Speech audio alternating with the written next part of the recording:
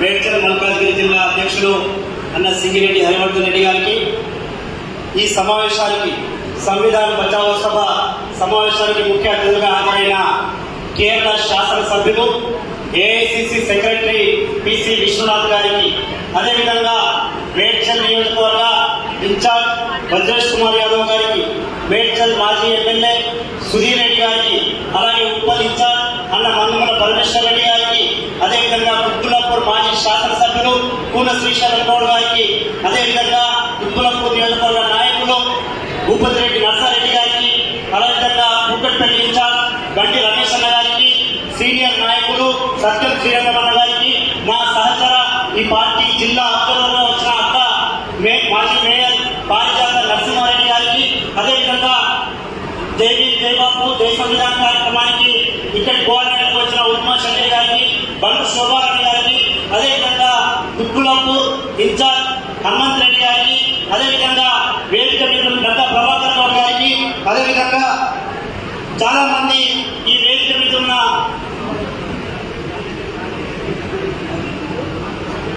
మొత్తం వేదిక మీద ఉన్న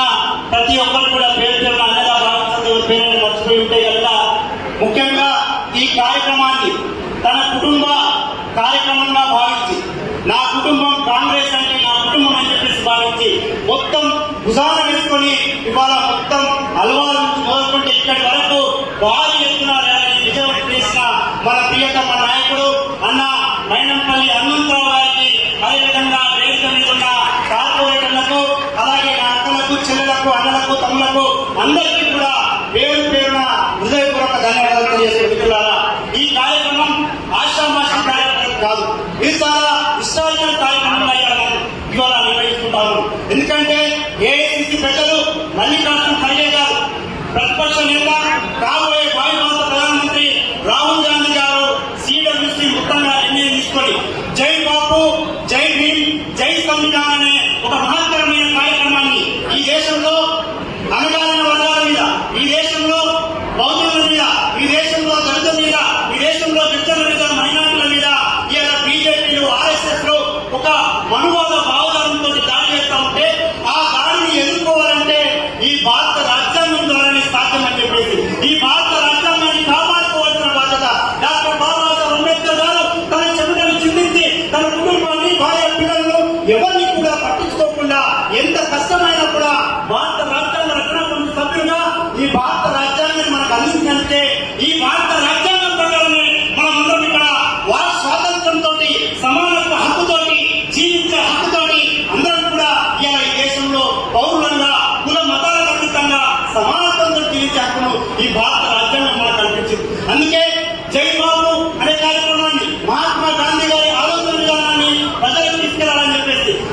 అదేవిధంగా బాబాసాహెబ్ అంబేద్కర్ గారిని నిండు పార్లమెంట్ లో సాక్షాత్ దేశ హోంమంత్రి అవమానించినందుకు, మీరు బాబాసాహెబ్ అంబేద్కర్ అవమానిస్తే మేము బాబాసాహెబ్ అంబేద్కర్ గారిని గుండెలో తీసుకుంటాం, ఆత్మగౌరవంతో ఈ దేశంలో బాబాసాహెబ్ అంబేద్కర్ గారి ఆలోచన విధానాన్ని సంవత్సరం పొడవునా నిర్వహిస్తామని చెప్పేసి జనవరి 26 నుంచి నెక్స్ట్ జనవరి 26 వరకు జై భీమ్ అనే కార్యక్రమాన్ని, జై సంవిధాన్ అనే కార్యక్రమాన్ని, ఈ మహత్తరమైన సైద్ధాంతికపరమైన కార్యక్రమాన్ని మన పార్టీ ప్రజలు మనకు అందించడం జరిగింది. అందులో భాగంగానే ఇలా మేడ్చల్ మల్కాజ్గిరి జిల్లాలో అన్ని నియోజకవర్గాల్లో కూడా, అదేవిధంగా ఈ రాష్ట్రంలో ఉన్న అన్ని నియోజకవర్గాల్లో గ్రామ గ్రామాన జై భీమ్, జై బాపు, జై భీమ్, జై సంవిధాన్ కార్యక్రమం గత 50 రోజులుగా మీరందరూ కష్టపడి ఎర్రని ఎండలో కూడా మీరు ఎక్కడ కూడా బెదరకుండా మీరందరూ కూడా మహత్తరంగా ఈ కార్యక్రమాన్ని అన్నలందరి నాయకత్వంలో, ఇన్ఛార్జీల నాయకత్వంలో, జిల్లా అధ్యక్ష నాయకత్వంలో ముందుకు తీసుకెళ్లేందుకు మీ అందరికీ కూడా పేరు పేరున ధన్యవాదాలు తెలియజేస్తూ, ఇవాళ ఈ కార్యక్రమానికి పెద్దలు చాలా మంది వచ్చారు. ముఖ్యంగా విశ్వనాథ్ గారు ఇక్కడికి ముఖ్య అతిథిగా వచ్చారు. నెక్స్ట్ కార్యక్రమం రేపు ఎట్లా మనం ఈ పార్టీని ఈ దేశం మొత్తంలో కూడా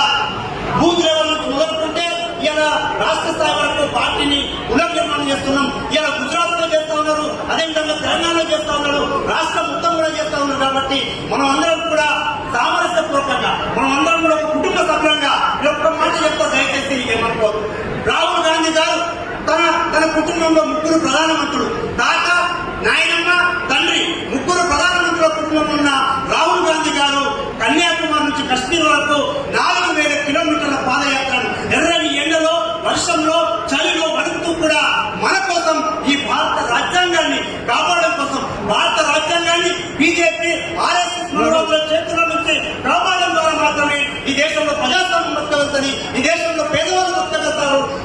సమానత్వం ఉందని చెప్పేసి ఈ రాజ్యాంగాన్ని కాపాడడం కోసం చేసిన మాత్రమైన భారత్ జోడో యాత్రను దృష్టిలో పెట్టుకొని చిన్న చిన్న అభిప్రాయ భేదాలు ఉంటే మనసులో పెట్టుకోకుండా పెద్ద మనసుతోటి మనం అందరం కూడా ఒక కుటుంబ సభ్యులంగా భావించి దయచేసి అందరూ సామరస్యపూర్వకంగా, ఎందుకంటే రేవంత్ రెడ్డి గారు ముఖ్యమంత్రిగా ఉన్నారు కూడా 18 గంటల పాటు కష్టపడి పనిచేస్తూ ఉన్నారు. దయచేసి దాన్ని గమనించాలని చెప్పేసి నిద్ర లేకుండా కూడా పనిచేస్తున్న విషయాన్ని గమనించి రాబోయే రోజుల్లో మీ ఎన్నికలు రాబోతా ఉన్నాయి, కార్పొరేటర్ ఎన్నికలు రాబోతున్నాయి, స్థానిక సంస్థల ఎన్నికలు రాబోతున్నాయి, అనేక అభివృద్ధి సంక్షేమ కార్యక్రమాన్ని ప్రభుత్వం చేస్తా ఉన్నది. దయచేసి ప్రజలకండి, ప్రజల దగ్గర కలిసి ఉండాలని చెప్పేసి కోరుకుంటూ కాంగ్రెస్ పార్టీని మన కుటుంబ పార్టీగా నిర్మాణం చేయాలని చెప్పేసి తెలియజేస్తూ ఈ అవకాశం ఇచ్చినందుకు కొంత ఎక్కువ